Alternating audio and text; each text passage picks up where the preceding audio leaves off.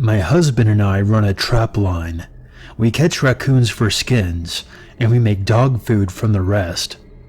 We had been setting about 20 traps on my brother-in-law's property, a little over 10 wooded acres with a creek. Since the coons had been destroying his trash cans, we figured that we would thin the herd a little. Every morning, right at 5 a.m., we would load up the trap tools and head out to go check on the line for a little over a week. We would hear sticks or leaves crunching just out of sight. The property is insanely overgrown in places, and you are lucky to see at least 5 feet. We would brush it off and keep checking the line. After all, we both had guns, and there is wildlife out there that is perfectly capable of crunching on a stick.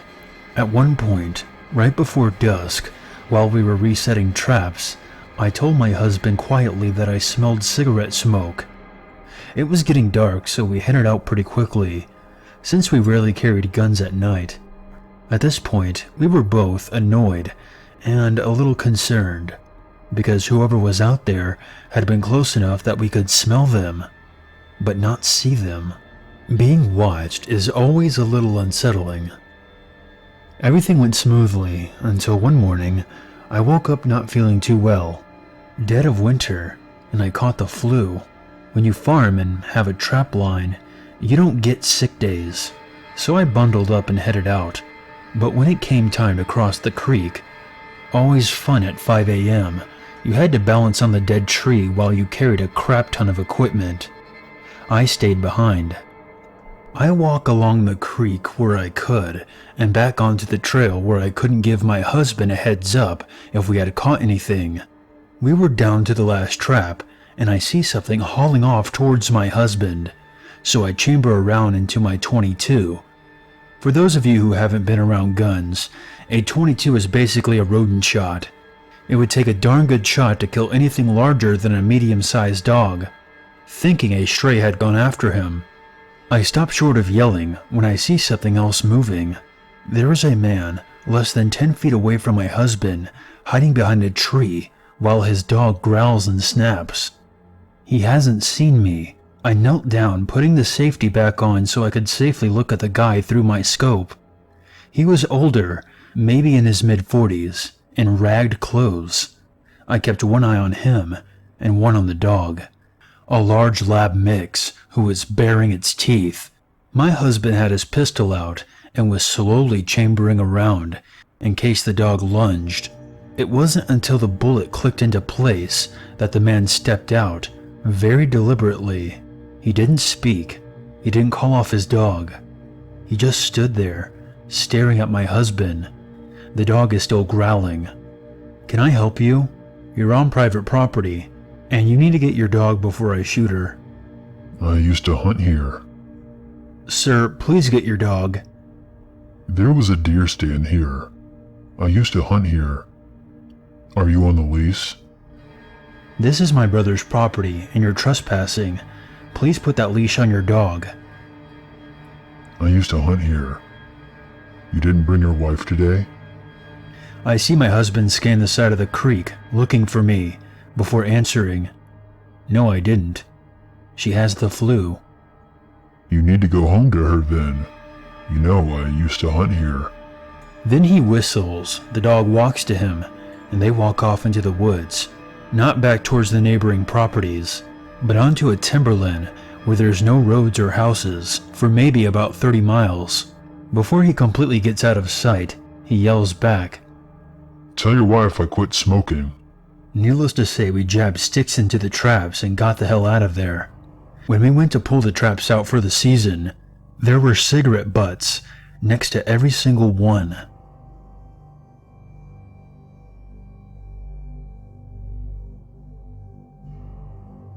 This story starts off in the summer of 2012. I live in New Jersey, not too far away from the beaches here. I love the weather here in the summertime. This means driving around with the windows down, hanging out with friends outside, and going on adventures. Typical summer shenanigans. Anyway, in the summer of 2012, my friend, let's call him Bob, and I were hanging out a lot on our days off from work. We sometimes went for a hike on this wooded trail, Yes, it sounds sketchy, but people did hike it. Sometimes we would bump into other hikers on the trail, which was cool. One day we were hanging out on the trail a little further into the woods, just chilling out. We thought that there was a possibility that we might be bisexual, so we kinda kissed and fooled around for a few and laughed and headed back to his house to swim and hang out. Later on that day, as I went to dry off from the pool, I realized that my towel was left behind in the area of the woods that we hung out at. We ate lunch on the trail, on our beach towels, which was our version of a picnic. I needed to get this towel before I got home, as our parents didn't know about our hangouts on the trail and didn't seem to trust Bob at times. Anyway, Bob had this little toy gun that shot these little plastic pellets, no bigger than the size of your pinky nail. They couldn't harm anyone or anything. I wanted to get this towel from the woods before going home. He gave me his toy pellet gun to take with me as the sun was just about to set. As I got deeper into the wooded trail, the sun seemed to set faster and faster. I could hear my heart pounding in my ears. I was that scared for whatever reason. Guess being alone on the trail during sunset made me scared, and I'm a tough and built kind of guy. I made my way towards the open area where we had lunch and I found my towel. After grabbing it, I started back up the trail. I had the flashlight turned on that was built into my iPhone. I stopped for a second to dim the light on the screen, as well as to make sure it was on silent, to not give away my location to anyone. The minute I did this, I heard a rustle in the bushes, not too far away from me. Maybe they were 10 feet away, so I was kind of scared for my life. I almost forgot that I had this fake toy pellet gun on me from my friend. I grabbed it out of my pocket and pulled the trigger, aiming the plastic pellet thing into the area. Not trying to intentionally hit anyone or anything, but to let whoever or whatever was out there know that I was there and to make them think that I was armed. I hauled ass across the field to my car and jammed the keys in and took off like a bat out of hell. I never again have been on that trail since that summer, nor do I plan to, not even in the daylight. I was scared out of my wits, and to this day, I still cringe at the idea of what may have been hiding in the bushes in the dark that night off the wooded trail. Bob and I don't speak anymore as we've lost touch. So to whoever or whatever was in those woods that night trying to scare me, let's never meet again.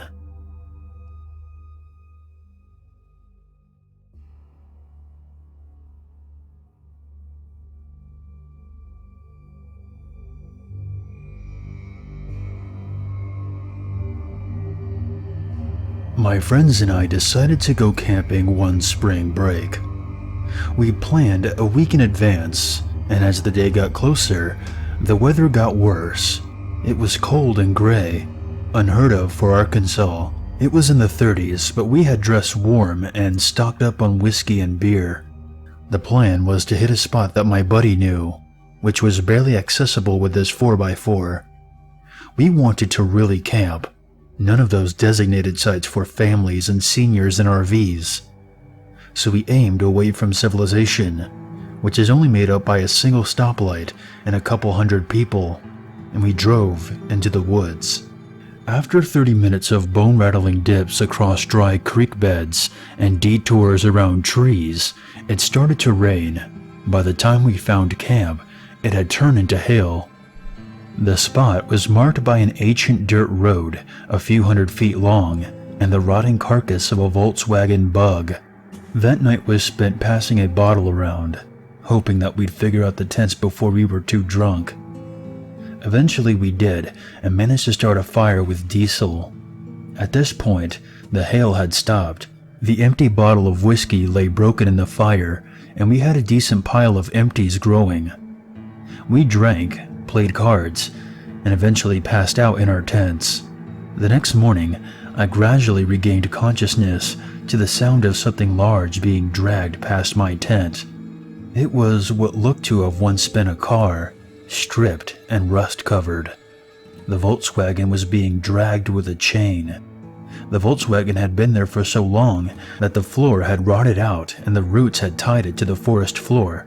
A woman was driving, a man was beside her, and 3 shirtless kids sat in the back where there used to be seats. The man stared out the window away from us the entire time. The children had dirt smeared on their faces, which illuminated their glassy 1,000-yard stares. It's the look of crushing poverty, and you've probably seen it in pictures. It exists in war-torn countries, the projects in the inner cities, and the Deep South. So deep that the old gas station back in town, a place where you would probably jokingly hum the theme to Deliverance, that was the city to these people. She spoke in a deep nicotine and whiskey-soaked drawl. "Y'all come from the city to do some camping? Well, we reckon that's fine, as long as you ain't doing no drugs. Y'all ain't doing drugs, are ya?" We weren't. "Just drinking then. Hell, I like to drink myself every now and again. That's fine. That's just fine. Y'all want to know how I knew y'all was here? Seen them black helicopters flying around? Well, some of them boys work for me. You see, this is my land, and they told me. Can't be too careful. Figured I'd best check it out." She started laughing. Mucus bubbled up in her wet, dry crackle. The man stared out at nothing. One of the children put both hands on the window and gazed through at us. His mouth hung open, and spit cut a line through the filth on the glass. He was probably 10 years old. "Y'all know Bethany?" We didn't. "Ha, everyone knows old Beth. Y'all go to church?" I lied. "Good, I ain't got time for those who don't fear God. Why don't you come on down to church tomorrow? You can meet Bethany. It's just over the hill up there. Can't miss it. Boy, she'd sure like it if y'all met her." They all would. We assured her that we would. She drove away into the trees, slowly dragging the Volkswagen. As soon as she left, we all looked at each other and started laughing. It was just nerves. There wasn't anything funny about it. We all have the remnants of a primitive warning system for danger. It's been eroded by living safe and civilized, but every once in a while, it goes off, and you obey it without question. Something is wrong. It started before she spoke, when I looked into her eyes. The kids, the man, her laugh. Something about this was just very wrong. Eventually we did hike up the hill. You could see for miles. There was nothing. No buildings, no clearings. Just forest. We cut our trip short, and we packed up and left before noon.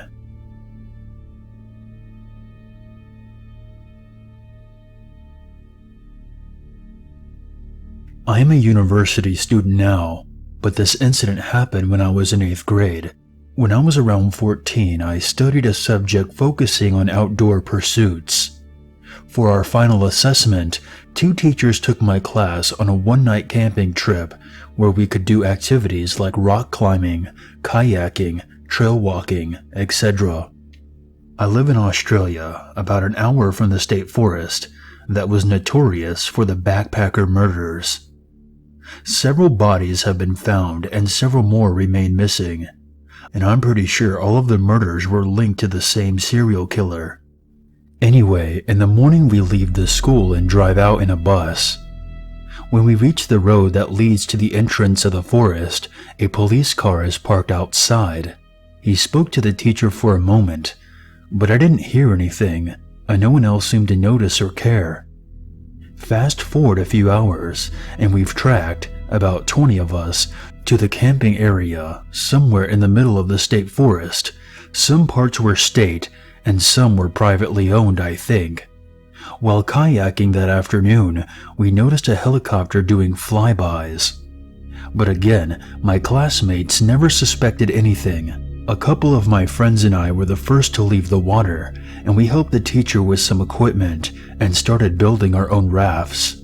I was standing off to the side when one of the national park guides walked over to one of the instructors and talked in a hush, slightly stressed out tone. I remembered hearing the instructor say stuff like, "You're kidding," and "I don't believe it." He just looked shocked and taken aback. At this point, I started to connect the dots, but I didn't say anything to my friends. Around dusk that night, I go out to use the toilet block, which is about 100 meters from the main campsite. As I go in, I remember seeing a guy walking around the other side of the block. I didn't see him very clearly in the dim light, but he just kept glancing around, with nervous body language. I couldn't see his face clearly, but he wasn't part of our party, and to me, he just didn't fit. I didn't think much of it at the time. Fast forward to the next morning. When we get back to the car park, the teacher tells us that a body was found in a dam not far from where we were. They didn't want to tell us as to not frighten us. We later found out that it was a young guy who was killed with an axe, and the guy who did it was related to the serial killer who hunted in that same area. I don't know if the guy I saw had anything to do with the murders, but it freaked me out a lot afterwards. I haven't been camping since.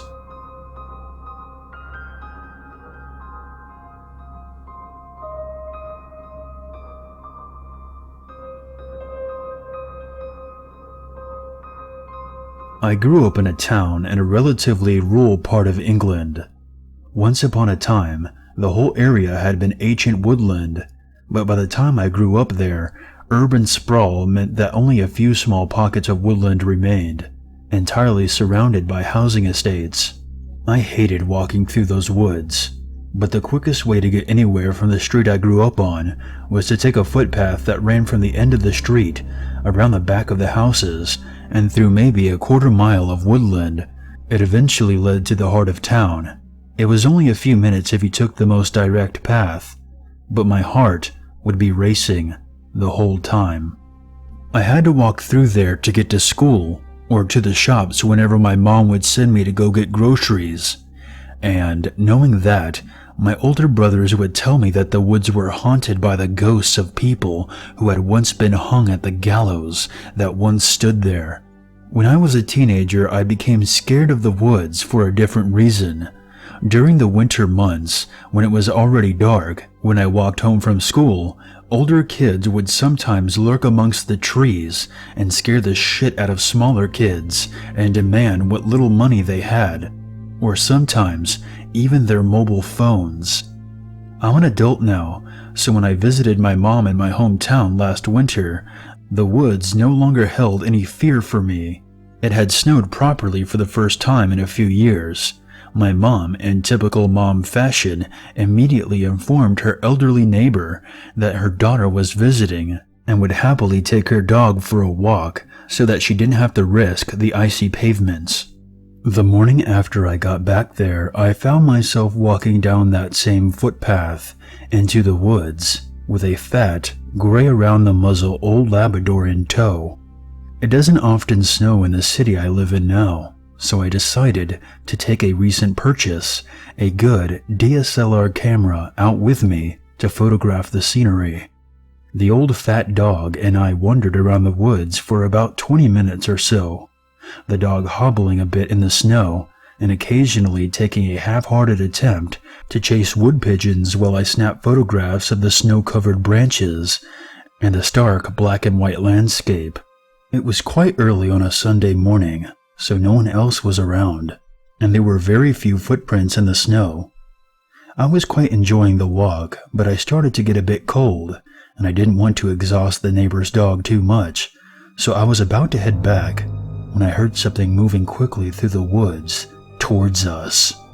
Someone was rapidly heading down the main path. The dog and I were currently out of view on a side path, but only for a few seconds. I don't really know why it occurred to me to hide, but I did without really thinking about it. I hesitated for a moment, and then, mind full of memories of being accosted by hooded teenagers and robbed of my very first brick-like phone, I stepped off the path and hid among the bushes and trees. The lens on my camera at the time was worth about a month's rent, and I guess that I was worried that some opportunistic robber would see it and decide that I was an easy target. The dog hesitated for a moment as I tugged on his leash, but followed me into the bushes just in time. I crouched down with a hand on his head, willing him to be still and quiet, as a person came into view on the path just a few feet away. I didn't really get a good look at them, but I saw it was a man, tall, wearing a dark jacket and a red baseball cap, and was moving in a hurry. Thankfully, the dog remained quiet, and the man was gone. When the man was well out of sight, the dog and I stepped back onto the path, and I decided to take a few more pictures before we left. When we were finally heading home, the near silence of the woods was broken by a loud drone of a helicopter overhead. I couldn't see it clearly until we were on the footpath behind the houses and out from under the trees, but once there I could see that a police helicopter was circling over the woods. I returned the fat old dog to my mom's neighbor without any incident and completely forgot about the helicopter, until a little later when my mom switched on the radio in her kitchen so that we could listen to some music while we ate lunch. It was a local radio station, and their top news story was that the police were hunting a man who had beaten someone nearly to death on a secluded footpath earlier that morning. The path that they described linked the woods I had been walking in to the center of town. The suspect was described as tall, wearing a dark jacket and a red hat. I saw him fleeing the scene of the crime, and it was only my paranoia about my new camera that prevented me from meeting him in the middle of the woods. Early in the morning, with nobody else around. I don't know what would have happened if I stayed on the path, but I'm glad I never had to find out.